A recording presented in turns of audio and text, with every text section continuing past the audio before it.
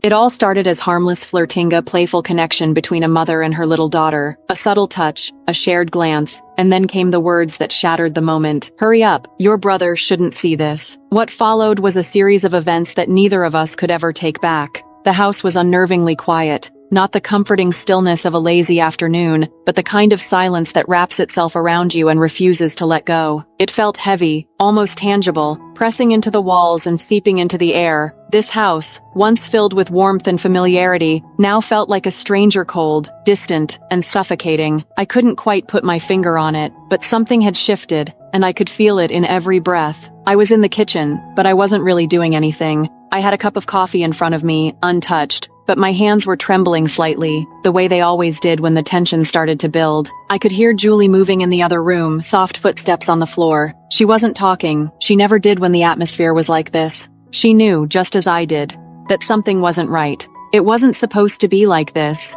This house, our family, everything was supposed to be simple. I'd always been close to Julie, closer than I ever expected to be. People say you can't have an intimate relationship with your kids, that it's wrong to be too close to them, but they don't know us.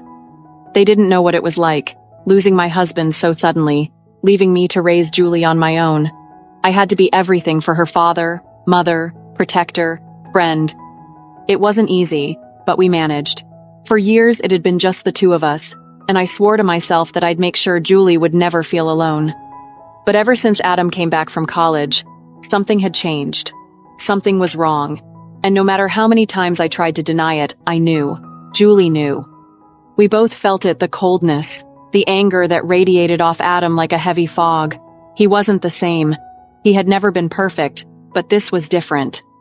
He was distant, calculating, sometimes even cruel. The silence stretched longer, and then Julie's voice broke through. Soft, almost hesitant, like a whisper in the dark. "Mom?" I turned, startled. My daughter-me little girl was standing there, her face pale, her eyes wide. The worry in them was unmistakable.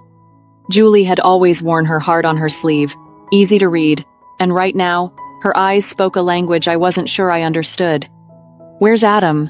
Julie's voice was barely audible, as if saying his name out loud made it real. I swallowed hard. I didn't want to answer. I didn't want to say the truth, but I couldn't lie either. "Upstairs," I muttered. "Probably in his room, like usual." I saw Julie's shoulders slump, her gaze falling to the floor. She was scared. I could see it in the way her eyes flicked nervously towards the stairs, like she expected something terrible to happen at any moment. It was ridiculous. She was only 14, and I was supposed to protect her from things like this, things like the unease we felt when Adam was around. But how could I protect her when I felt just as lost? The truth was, I had no idea what had happened to Adam. The boy I raised, the one who used to laugh and play with Julie, the one who used to dream about his future, had become someone else. Someone colder, darker. And it wasn't just the normal rebellion of a teenager. This was something deeper, something I couldn't figure out, something dangerous. Adam wasn't just angry at the world, he was angry at us. And the worst part was that it wasn't just me that he'd become distant with. Adam had been ignoring Julie too. At first it was small things, short answers, avoiding eye contact. But now it was like Adam didn't even care about his younger sister. Like Julie was a stranger to him. I couldn't protect Julie from that. I couldn't stop her from seeing the cold, detached side of her brother, a side that made my stomach twist in knots. I could feel Julie's eyes on me, waiting for something from me. But what could I say? What could I do? I should have been the strong one, the one who could fix things, who could bring the family back together, but all I had was a growing sense of dread and helplessness. "Mom." Julie's voice broke through my thoughts, a soft plea that made my chest tighten. "I don't like it. It's like he's not really here anymore, like he's someone else." I closed my eyes, leaning against the counter. The weight of Julie's words hit me harder than I was prepared for. My daughter, my baby, was right. Adam wasn't the same. He'd never been the easiest to understand, but this was something different. It wasn't just teenage angst. It was something darker. "I know, sweetie," I said, my voice tight. "I know." I wished I could say more. Something to make her feel better. Something to make me feel better. But the truth was, I didn't know how to fix it. I didn't know how to fix him. And that scared me more than anything. Julie shifted on her feet, a nervous look crossing her face. What if he does something, Mom? The words hung there, like a shadow that didn't want to go away. I wanted to dismiss it, tell Julie that it was just a phase, that Adam would snap out of it, but I couldn't. Not when I felt the same fear, the same nagging sense that something terrible was waiting to happen. He's not going to hurt anyone, I said, but even as the words left my mouth, I knew I didn't believe them. I wasn't sure anymore what Adam was capable of. Julie looked up at me, and for the first time in a long time, I saw that fear in her eyes, fear that mirrored my own. It was the kind of fear a mother should never have to see in her child's eyes. But here we were, both of us trapped in this house with no way out. I'm scared, Mom, Julie whispered. The weight of those words nearly broke me. I knelt down, bringing myself to her level. I cupped her face in my hands, feeling the warmth of her skin against mine. The contact was a grounding force, a reminder of who I was supposed to be, of the promise I had made to protect her. Julie, listen to me, I said softly. You don't need to be scared. We'll figure this out. I won't let anything happen to you. You're safe. You're always safe with me. She nodded slowly, but the doubt was still in her eyes. The air between us felt thick with unspoken words. I didn't have the answers. Hell, I didn't even know where to start. But I couldn't let Julie see my fear. I couldn't show her how lost I felt, how much I was drowning in this situation. Go to your room, I said, my voice gentle but firm. Stay there for a while, okay? I'll handle things. Julie hesitated.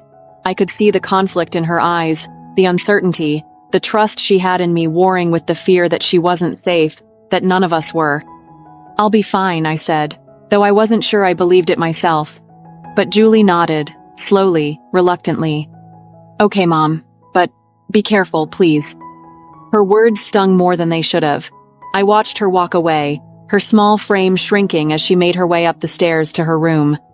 I wasn't sure how much longer I could keep this up the facade, the pretending, the lying, but I had to. For Julie, for her safety. For mine. I turned back to the empty kitchen, the silence deafening now that Julie was gone, and deep in my gut, I felt the familiar, gnawing dread. Something was wrong, and it wasn't just with Adam. It was with all of us. But the worst part? The worst part was that I had no idea how this was going to end. The days began to blur together. What had started as a small shift in the rhythm of our daily lives slowly grew into something that neither of us seemed able to avoid. At first it was subtle, just a longer dinner, an extra hour watching television, a quiet game of cards in the evening. But as the days passed, the small moments stretched into longer ones. Julie and I found ourselves seeking each other's company more often than we ever had before. I don't know if it was because we were both seeking solace or simply trying to distract ourselves from the growing unease, but we were together more than we had ever been in the past. Julie had always been a sensitive kid, and she'd always been close to me, perhaps closer than most daughters were to their mothers. It was one of those quiet, unspoken bonds that came naturally, forged through years of being there for one another after David's passing. But lately, the connection between us had taken on a different quality. It wasn't just about the comfort anymore. It was something more, something deeper, though I couldn't quite define it. It started one evening when we sat down after dinner, like we always did, to watch a movie together. I had gotten into the habit of choosing old films, ones that didn't require much thinking, just something simple to fill the space. But that night, as I settled into the couch, I noticed Julie sitting closer than usual. At first, I thought nothing of it. It wasn't uncommon for her to lean against me, but this time felt different. She was more present. Her shoulder brushed mine, and when she spoke, her voice was softer, quieter. "Mom," she began, her voice low, as if testing the waters. "Do you remember when Dad used to watch these movies with us?" I paused, the lump in my throat thickening as I tried to swallow the words that threatened to rise. It had been years since David had passed, but there were still moments when the grief felt raw, like it had just happened. The space next to me, once occupied by him, now felt empty. "I do," I said quietly, forcing a smile that didn't quite reach my eyes. "He loved these old movies." Julie nodded, but she didn't pull away. She leaned in just a little closer, her head resting lightly against my shoulder. It was such a small gesture, but I felt the weight of it, felt the shift in the air between us. The moment felt charged with something I couldn't put my finger on. I shifted uncomfortably, unsure of how to respond. It was the first time in a while that Julie had been this close to me, physically and emotionally. The movie played on, but I could tell that Julie wasn't really watching it.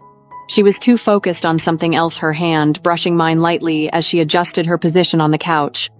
The contact was fleeting, but I couldn't shake the sensation of it. It was almost as if she was searching for something, an assurance maybe, or just a way to feel grounded in the midst of everything that had changed. I could feel my chest tighten, and for a moment, I almost wished Adam was here to break the tension, to shatter this fragile moment. But then again, I didn't want Adam anywhere near this. Whatever was happening between Julie and me, it felt like something we both needed, something we both craved. It was like an unspoken comfort, a way to fill the space left by all the things we didn't know how to say. Julie's head rested a little heavier on my shoulder now, and my heart ached with the weight of her proximity. I hadn't realized how much I had missed these moments, how much I had longed for this quiet connection. It wasn't just about keeping Julie company anymore. It was about feeling whole again, about finding something real in the midst of all the chaos. "Are you okay, Mom?"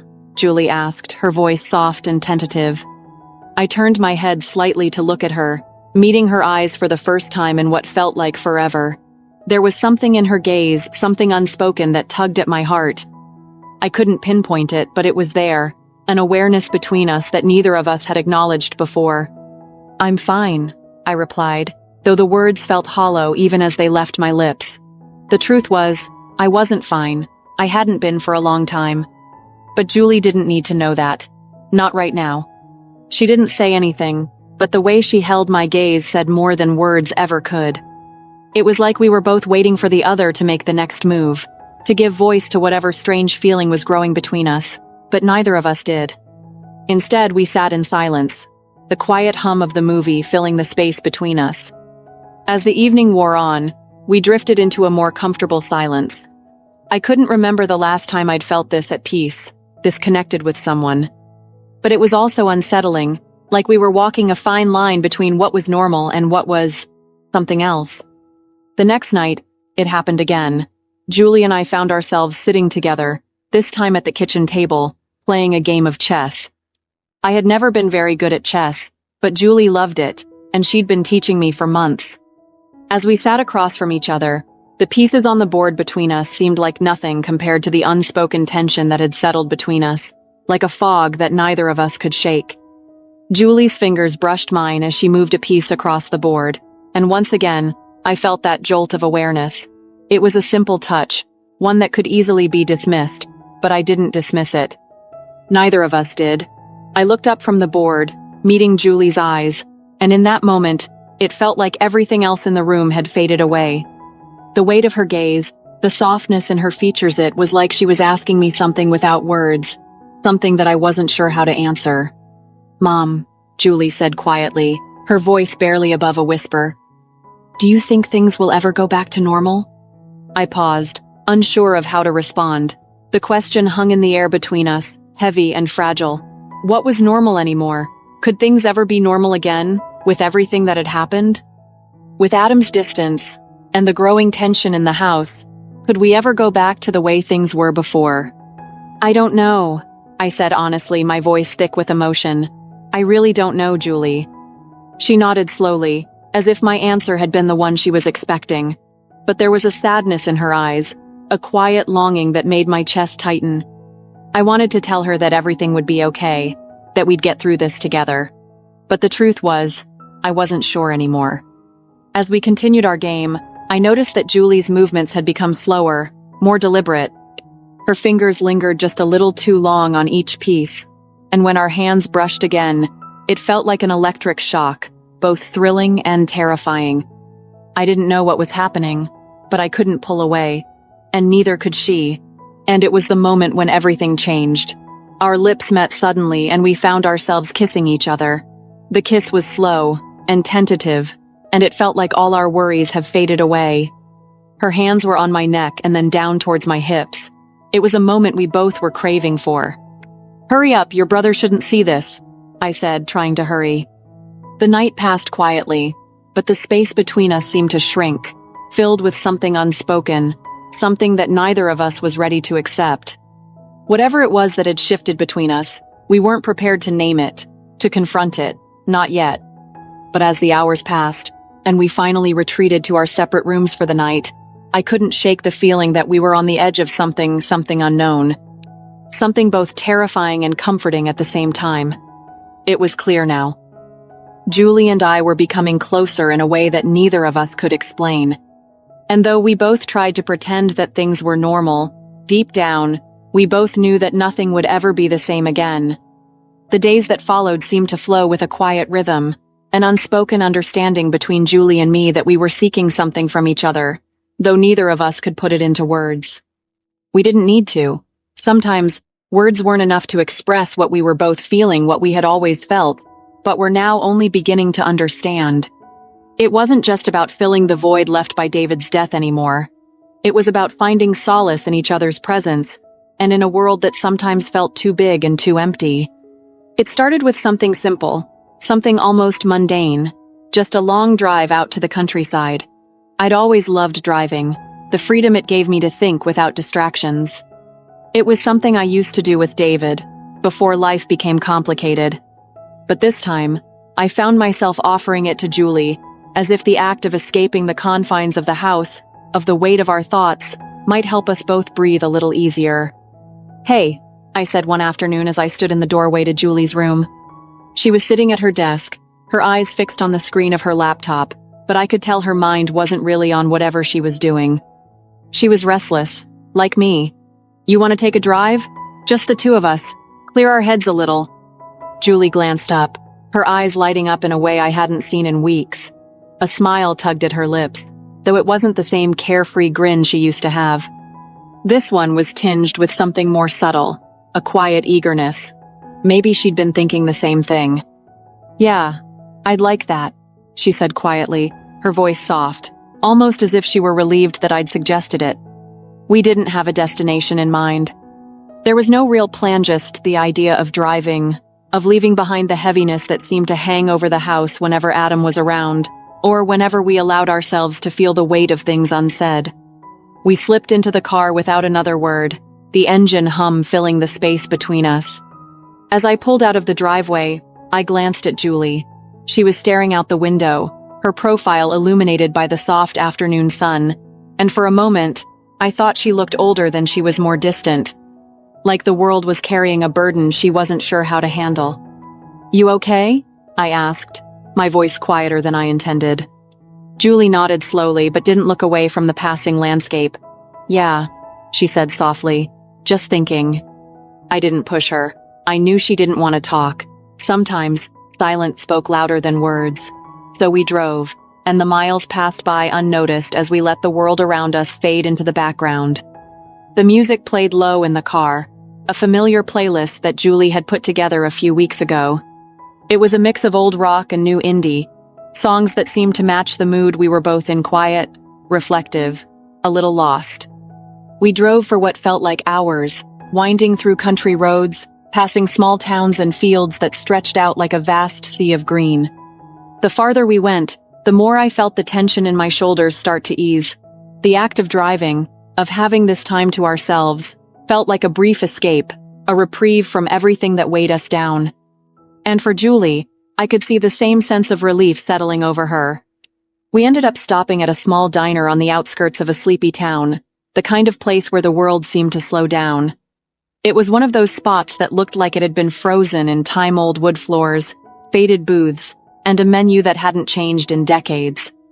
We sat at a corner booth by the window, the glow of the neon sign outside casting a soft light on the table between us. The place was almost empty, except for a few locals who were lost in their own conversations.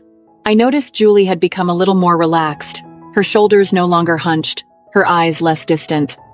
She was still quiet, but there was a softness to her now, like she was slowly coming out of her shell, bit by bit. We ordered our food, and when the waitress brought it to the table, I couldn't help but notice how Julie picked at her fries, more focused on the act of eating than the food itself. She was still lost in her thoughts, and for the first time in a long while, I didn't feel the need to say anything. I just let her be. Finally, after a long stretch of silence, Julie spoke again, her voice tentative. "Mom, can we talk about what happened last night?" So yeah, I think that's what we both needed," I said quietly, my voice thick with the emotion that had always been there, just beneath the surface. "It is something that will heal us up." Julie's gaze met mine, her eyes searching, like she was looking for something in my words. "Yeah, but what if Adam comes to know?" "We will handle it. Don't worry. It is where life wants to take us, maybe?" Julie's expression softened, and she gave a small nod, her fingers curling just slightly around mine. The gesture was innocent, but in that moment, it felt like everything like it was a promise, a silent agreement between us, that no matter how broken the world felt, we would still have this, each other. We finished our meal in relative silence, the weight of our conversation lingering in the air like a quiet storm. When we left the diner, we didn't rush back home. Instead, we took another long drive, this time with no destination at all, just the road, the car, and the sound of Julie's music filling the space between us. By the time we returned home, the sun had set, and the house felt different, lighter somehow. The door closed behind us with a soft click, and for the first time in weeks, I didn't feel the heavy weight of the silence that usually greeted us when we walked through the door. As we stood there in the hallway, our coats still draped over our shoulders, Julie glanced up at me, her eyes shining in the dim light. "Thanks for today," she said softly, her voice a little more assured than it had been in the car or at the diner. "I really needed that." I smiled, a genuine smile that reached my eyes this time. "Me too." And just like that, the world didn't feel quite as heavy. Not because everything was fixed, or because we had all the answers, but because, for a few hours, we had been able to just be together. Next day, the invitation for a party came unexpectedly. A family friend, someone I'd known for years, was throwing a party to celebrate the end of summer. At first, I wasn't sure if Julie would even want to. Been more withdrawn than usual, her social circles shrinking. But when I mentioned it casually, her eyes had brightened, and she'd nodded with a quiet enthusiasm that I hadn't seen in a while. "I could use a change of pace," she said. That was all it took. So, after some back and forth, we found ourselves getting ready for the evening. The night was warm, the air thick with the scent of summer still lingering in the breeze. We arrived at the house, a sprawling ranch on the edge of town where the party had already started to pick up pace. The music was loud, but not in a way that felt overwhelming, more like a hum, the kind that you felt in your bones. A mix of laughter, chatter, and the clinking of glasses filled the air. I glanced at Julie as we walked up the steps to the front door, her eyes scanning the crowd. She seemed on edge, but not in the way she used to when we'd go out in public. This was different. She wasn't avoiding it, but rather processing it, trying to figure out where she fit in the sea of people. "You okay?" I asked quietly, keeping my voice steady. Julie nodded, though her expression was more neutral than I expected. "Yeah, just wasn't sure what to expect." I put my hand on her shoulder, giving it a light squeeze. "We'll stick together. It's just a party." She shot me a quick smile, though it didn't quite reach her eyes. But it was something, a sign that she was at least trying. Inside, the atmosphere was different from what I'd imagined. It wasn't a wild, chaotic scene, but rather a mellow gathering. A few people were dancing near the living room. Others sat around the kitchen island chatting, and some lounged by the backyard pool. The house was filled with warmth, both from the people and the glowing light that bathed the rooms. We grabbed drinks and made our way through the crowd. I noticed how Julie seemed to ease into the environment, taking in the conversations happening around her. At one point, a familiar song began to play over the speakers, something we both had always liked. It was one of those songs that seemed to pop up in our car rides, something Julie had shared with me during one of those quiet drives we'd taken. The music seemed to call to her, and before I even realized it, Julie was stepping forward, tapping her foot in time with the beat. "Come on, Mom," she said, a little smirk on her face. "Let's dance." I blinked, taken aback by her sudden offer. She wasn't the type to dance at a party, or at least she never had been before. but something in her tone, in the way she looked at me, made me feel like this was important. "I'm too old for dancing," I joked, raising an eyebrow. Julie rolled her eyes but grinned. "I don't care. Let's just do it." There was something in her voice that left me no room for refusal. The weight of the moment was clear, unspoken, but real. This wasn't just about dancing. It was about breaking the distance that had been growing between us, about enjoying a moment of freedom. No judgments, no expectations, just the music and us. So, I followed her onto the floor. The crowd around us seemed to fade away, and for a brief moment, I found myself not caring about anything except the rhythm of the song and the smile on Julie's face. She wasn't worried about what people thought. Neither was I. We just moved together, caught up in the simplicity of the moment. The way her movements were relaxed, the way she laughed when I made a silly spin, made the whole world feel like it could pause, just for us. It wasn't a perfect dance. I tripped over my feet once or twice, and I could tell Julie was trying not to laugh too hard at my awkwardness, but it didn't matter. It was our dance, a moment we shared in a crowd of strangers, one that felt like it belonged to no one else but us. Eventually the music slowed, and the crowd began to thin out. Julie and I wandered out to the patio to grab a breath of fresh air, our hands still warm from the motion of dancing. "Thanks, Mom," Julie said quietly, her voice low but full of something I couldn't quite place. I needed that. Suddenly, her breath was warm against my face, close enough that I could feel the hesitation hanging in the air between us. My heart pounded so loudly I was sure she could hear it, but I couldn't move.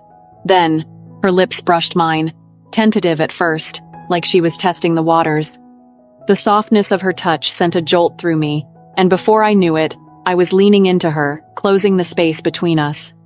Her hand found my cheek, her thumb grazing my skin as the kiss deepened, slow and deliberate, yet electric with something unspoken. Every sensation felt amplified the taste of her, the heat of her body, the faint pressure of her hand steadying me, and in that moment, nothing else existed but us. "You know," I said, sitting on the edge of the patio chair and glancing at her, "I needed it too." Julie looked up at me, her expression soft.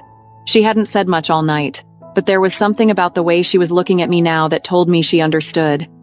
In that moment, there was no distance between us. It was as if, in the middle of all the noise and the people, we had found a small, private corner of the world where nothing else mattered. "I'm glad you came, Mom," she said, her voice quieter than before. "I wouldn't have missed it for anything," I replied, smiling back. It wasn't perfect. It wasn't easy. But as I looked at Julie, there was something in her eyes that reminded me why we were doing this, to find those moments, to create memories, to show her that, despite everything, we were still here for each other. And that was enough.